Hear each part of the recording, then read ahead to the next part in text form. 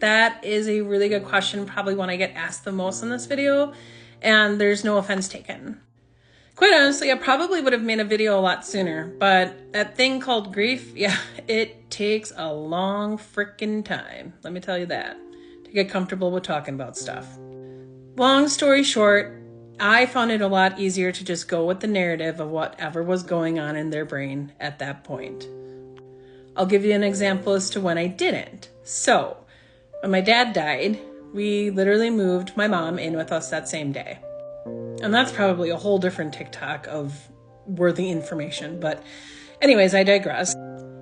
And so a couple weeks had passed and she was sitting in the chair like you see here. And she goes, "This is my house." I'm like, "No, Mom, it's our house." And she goes, "Oh, I see what you're doing here." And I'm like, "What do you mean by that?" And she goes, "I see. You just moved in. You're stealing my house from me." And I'm like, "No, Mom, you moved in with us. This is our house."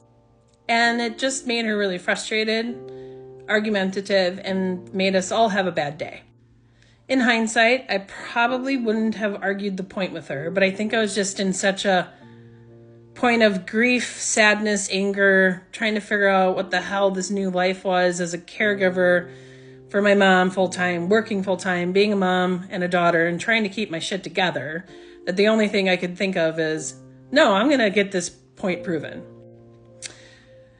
And I think that's where I learned that it's just easier to just go along with what they're saying. Oftentimes, I mean, depending, I guess, I shouldn't say oftentimes, but, you know, in regards to this, my mom remembered who I was after like 30 to 45 minutes and then forgot again. But it was just easier to go with the flow. So hope that answers your question, and I hope you have a lovely weekend.